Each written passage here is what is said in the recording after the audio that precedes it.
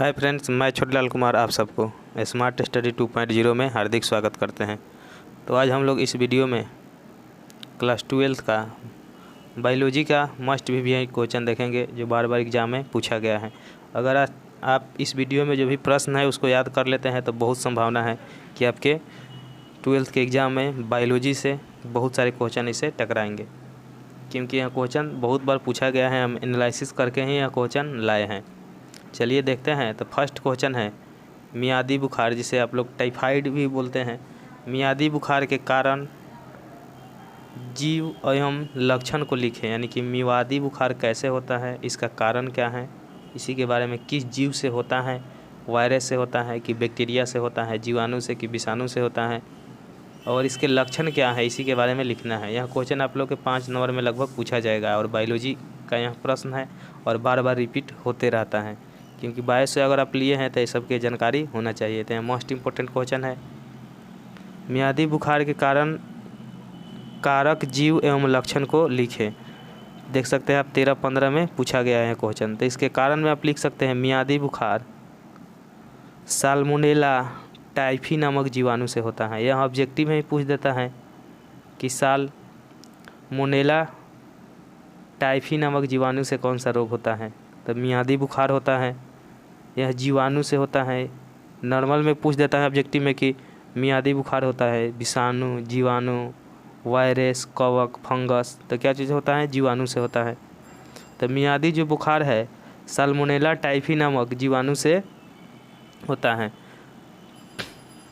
दूषित भोजन, पेय पदार्थ एवं जल ग्रहण करने से उत्पन्न होता है। जैसे आप दूषित भोजन खाइएगा, खुला वातावरण में छोड़ दिए हैं बिना ढके, या पेय पदार्थ जो हैं जैसे थम्सअप हो गया, मैंगो फ्रूटी हो गया, इस तरह का पदार्थ जो इसका डेट एक्सपायर कर गया है, या पेय पदार्थ जल भी हो गया जिसमें कीटाणु हैं या गंदा पानी है, वह पीने से भी यह टाइफाइड या मियादी बुखार होता है। इसका लक्षण के बात की जाए तो इसके लक्षण में आप लिख सकते हैं कि लगातार तेज़ बुखार आता है, कि जब टाइफाइड होता है तो लगातार तेज़ बुखार आता है। 102 फ़ारेनहाइट से 104 सेंटीग्रेड तक यह बुखार लगभग चढ़ जाता है। भूख न लगना, पेट में कब्ज, सर दर्द एवं कमजोरी फीलिंग होता है, यानी सर भी दर्द करते रहता है टाइफाइड होने के बाद। जिसको हुआ होगा वह समझ भी रहा होगा। टाइफाइड होता है जब भूख नहीं लगता है, देह दर्द करता है और सर भी दर्द करता है और कमजोरी फीलिंग होने लगता है।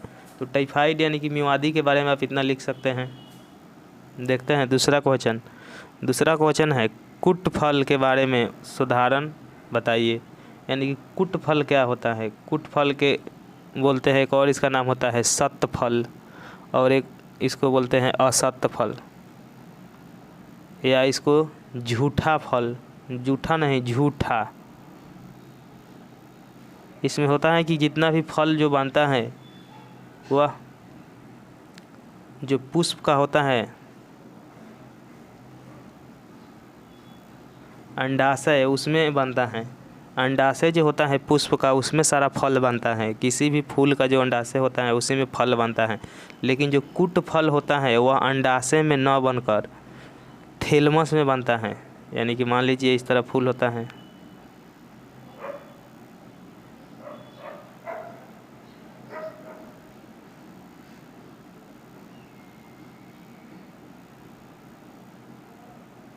तो जो यहाँ अंडाशय होता है यहीं पे फल बनता है।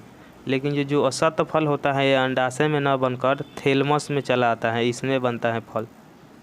जैसे नाशपाती आप लोग देखे होंगे, नाशपाती, सेब, यह सब क्या है, कुट फल हैं। तो इसको कुट फल में आप लिख सकते हैं वह फल जिसका विकास अंडाशय में न होकर उसके अन्य भाग से होता है। जैसे थैलमस से कुट फल कहलाता है, जैसे नाशपाती, सेब इत्यादि। यानी कि जो अंडाशय होता है फूल का, उसमें उसका विकास ना होकर क्या चीज़ में होता है, थैलमस में होता है। उसे कुट फल कहा जाता है, या असत्य फल कहा जाता है, या झूठा फल कहा जाता है। झूठा नहीं, झूठा। इसका उदाहरण में आप लिख सकते हैं सेब और नाशपाती। अगला क्वेश्चन है ध्वनि प्रदूषण से आप क्या समझते हैं, इसके दुष्परिणामों का उल्लेख करना है। तो ध्वनि प्रदूषण कैसे फैलता है, अगर बहुत तेज़ कहीं डीजे बाज रहा है या क्या कहीं बेकार में आदमी हल्ला कर रहा है, शोरगुल हो रहा है, इससे क्या होता है, ध्वनि प्रदूषण फैलता है। कहीं आदमी रेडियो बजा रहा है तो सबसे क्या होता है, ध्वनि प्रदूषण होता है। और ध्वनि का एक लिमिट होता है कि इतना से ज़्यादा आप नहीं बजा सकते हैं। जैसे ध्वनि प्रदूषण क्या है, 100 डीसी से अधिक तीव्रता वाले ध्वनि बड़े कारण ज्ञानेंद्रियों सहित मानव शरीर के अन्य भागों पर पड़ने वाले प्रभाव को क्या कहते हैं, ध्वनि प्रदूषण कहते हैं। यानी कि 100 जो डीबी हैं, यानी ध्वनि जो है उसको डेसिबल में मापा जाता है, डेसिबल में मापा जाता है। तो 100 डेसिबल से अगर अधिक आवाज़ में कोई भी ध्वनि करता है, डीजे बजाता है, रेडियो बजाता है, तो उसको प्रदूषण माना जाता है। वह कान के लिए हानिकारक है, यानी कान को बहरा भी कर सकता है या ज्ञानेंद्रियों सहित शरीर के अन्य भागों पर भी बुरा प्रभाव डालता है। इसको क्या कहते हैं, ध्वनि प्रदूषण कहते हैं। इसीलिए डीजे उजे जो बहुत ज़्यादा आवाज़ करता है, जिससे एकदम धड़कन उड़कन बढ़ने लगता है, उस सब पर सरकार क्या कर दिया है, रोक लगा दिया है डीजे उजे बजाने से, कि अगर अधिक ध्वनि में आप डीजे नहीं बजा सकते हैं, क्योंकि मानव शरीर पर इसका बुरा प्रभाव पड़ता है। और वैसे ध्वनि को क्या कहते हैं, ध्वनि प्रदूषण कहते हैं। अगला क्वेश्चन है निम्नलिखित के बारे में संक्षेप में लिखे।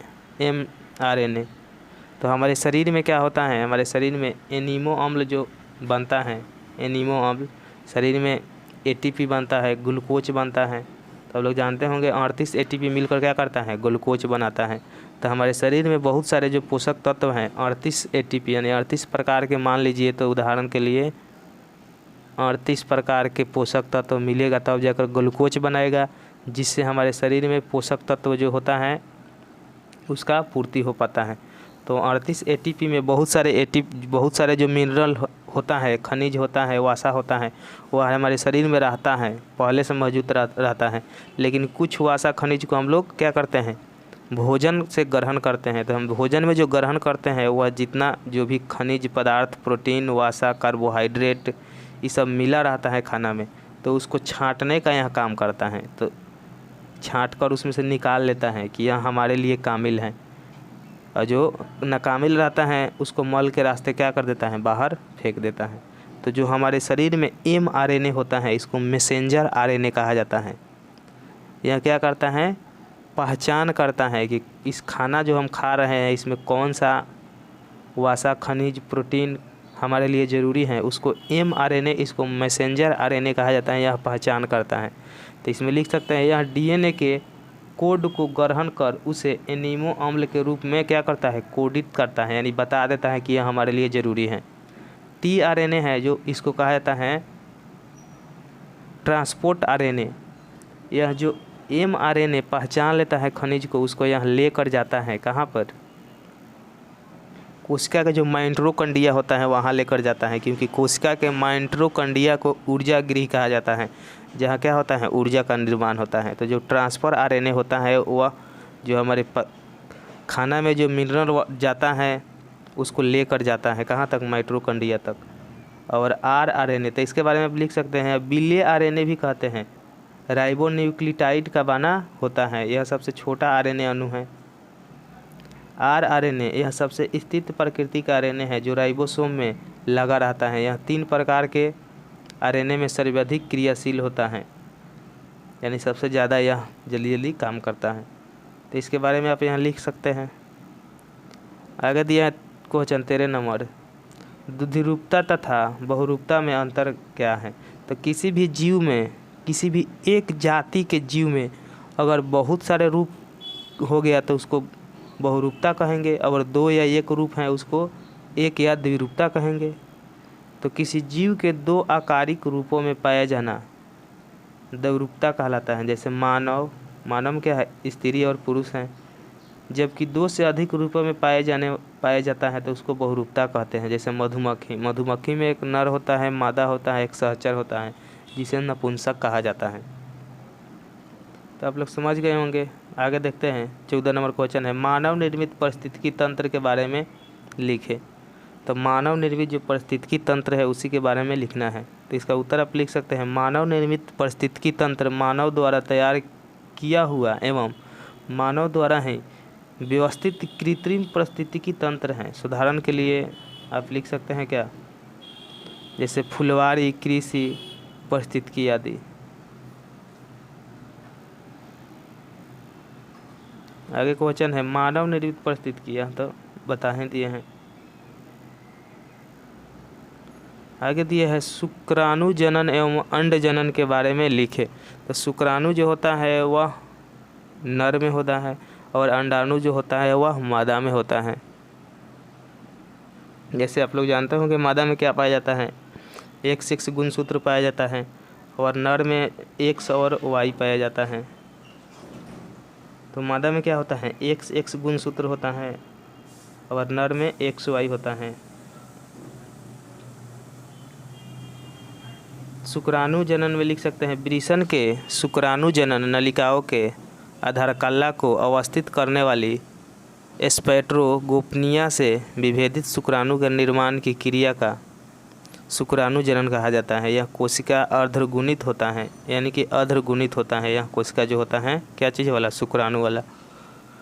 अंड जनन अंडाशय के डिंब कोशिका का अगुणित अंड कोशिका में परिवर्तन को अंड जनन कहते हैं। यानी कि जो छोटा होता है अंडाणु वह धीरे धीरे क्या होता है, परिपक्व हो जाता है, उसको क्या कहते हैं, अंड जनन कहते हैं।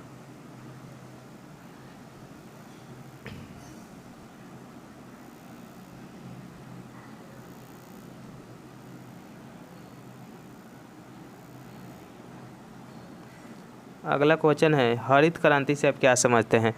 तो हरित क्रांति से आप क्या समझते हैं इसी के बारे में लिखना है। तो पहले हरित क्रांति के बारे में आप लोग जान लीजिए। हरित क्रांति जो है, जैसे आज़ादी 1947 के बाद, आज़ादी के बाद उसी समय यह हुआ था लगभग, उसके बाद ही हरित क्रांति का प्रारंभ हुआ। तो आप लोग जानते होंगे कि दिन प्रतिदिन क्या है, मनुष्य का जो जनसंख्या हुआ बढ़ता जा रहा है। खाने पीने के लिए सामग्री भी क्या हो, बहुत ज़्यादा ज़रूरत पड़ रही है, लेकिन हमारे पास जो भूमि है यानी कि जो खेत हैं जिससे पैदा हो सके वह उतना ही है। तो जितना आदमी को खाने की ज़रूरत है उतना पैदावार नहीं हो पाता है। इसी को ध्यान में रखते हुए एक अमेरिका के वैज्ञानिक थे बोर्गल्स, उन्होंने एक हाइब्रिड तैयार किया। हाइब्रिड यानी कि एक हाइब्रिड बीज तैयार किया, यानी मान लीजिए गेहूं का हाइब्रिड तैयार किया, उससे बहुत ज़्यादा पैदावार होता था। उसी को भारत में लाया गया, MS स्वामीनाथन द्वारा भारत में लाया गया और उसके बाद बहुत बड़ा यह मतलब सफलता हुई कि बहुत ज़्यादा में क्या हुआ, बहुत ज़्यादा गेहूं का उत्पादन हुआ। उसी को कहते हैं हरित क्रांति। तो ऐसे विधि जिसमें उच्च सिंचाई, कीटनाशक एवं उपयोग एवं उच्च उपलब्धता वाले बीज का प्रयोग कर कृषि उत्पादकों में अधिक रूप से बढ़ाया जाता है, हरित क्रांति कहलाता है। यानी कीटनाशक देंगे, उर्वरक देंगे, रासायनिक पदार्थ उसमें डालकर और पैदावार को बहुत ज़्यादा बढ़ाएंगे, उसी का कहते हैं हरित क्रांति कहते हैं। 18 नंबर क्वेश्चन है जैविक खाद में उपयोग होने वाले 2 लाभों को लिखें। यानी कि जैविक खाद यानी कि जैसे कि हम लोग यूरिया, पोटास, DAP इत्यादि डालते हैं तो उससे होने वाले लाभ को 2 लिखते हैं। मिट्टी के गुणवत्ता को बनाए रखने में मदद करता है और यह प्राकृतिक एवं हानि रहित हैं। जैविक खाद का मतलब हुआ जैसे गोबर डालकर हम लोग जो पैदावार करते हैं वह क्या है, जैविक खाद ही है। गोबर एक तरह से मान लीजिए, या सड़े गले जो भी कचरा होता है उसको फेंक देना क्या होता है, जैविक खाद के रूप में कार्य करता है। तो जैविक खाद रासायनिक उर्वरक से खेत का क्या होता है, रेहाट हो जाता है और उसके बाद उर्वरकता शक्ति ख़त्म हो जाती है। तो अगर जैविक खेती हम लोग करेंगे तो यह मिट्टी के गुणवत्ता को बनाए रखता है एवं प्राकृतिक एवं हानि रहित होता है। इसे हानि प्रकृति का नहीं होता है। तो यह क्वेश्चन जो बायोलॉजी के करवाए हैं, अगर आप लोग इतना कर लेते हैं तो आशा करते हैं कि बहुत सारे क्वेश्चन इससे टकरा जाएंगे, क्योंकि यह बहुत ज़्यादा मोस्ट इम्पोर्टेंट क्वेश्चन है। और आशा करते हैं आप लोग क्वेश्चन भी समझ गए होंगे जिस तरह हम बताए हैं। तो इस चैनल पर पहली बार है तो इसको सब्सक्राइब कर लीजिए, वीडियो अच्छा लगा तो इसको लाइक कर दीजिए। चलिए, वीडियो देखने के लिए बहुत बहुत धन्यवाद।